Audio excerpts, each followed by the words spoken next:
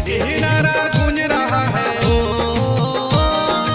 एक ही नारा गूंज रहा है, गली मोहल्ला पाड़ा में सबसे ज्यादा वोट पड़ेगा इस बार भी जामताड़ा में, सबसे ज्यादा वोट पड़ेगा इस बार भी जामताड़ा में। एक ही नारा गूंज रहा है, एक ही नारा गूंज रहा है, गली मोहल्ला पाड़ा में सबसे ज्यादा वोट पड़ेगा इस बार भी जामताड़ा में, सबसे ज्यादा वोट पड़ेगा इस बार भी जामताड़ा में।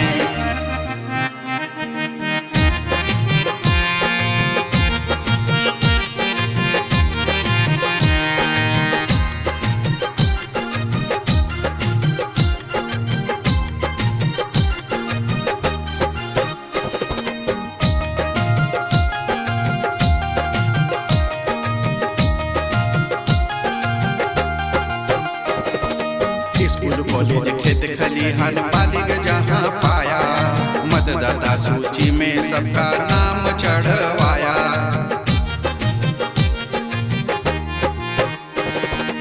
स्कूल कॉलेज खेत खलिहान बालिग जहाँ पाया, मतदाता सूची में सबका नाम चढ़वाया।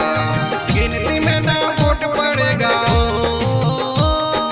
गिनती में ना वोट पड़ेगा, पड़ेगा पहाड़ा में सबसे ज्यादा वोट पड़ेगा इस बार भी जामताड़ा में, सबसे ज्यादा वोट पड़ेगा इस बार भी जामताड़ा में।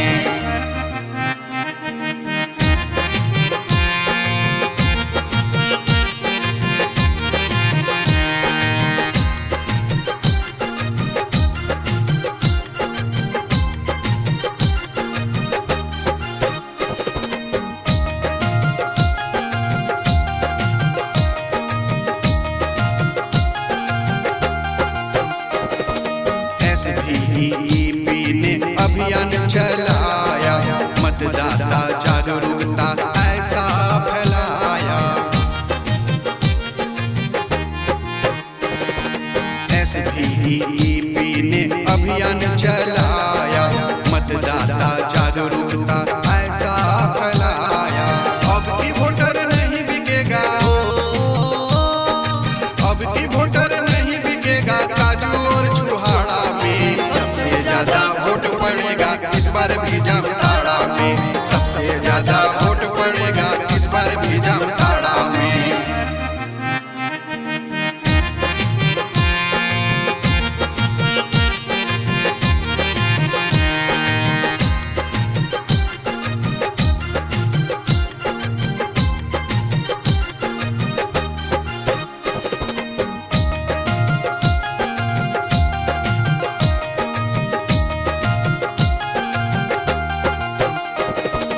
दिव्यांग विकलांग हो या बेबस बीमारी, लाना ले जाना आयोग की जिम्मेवारी।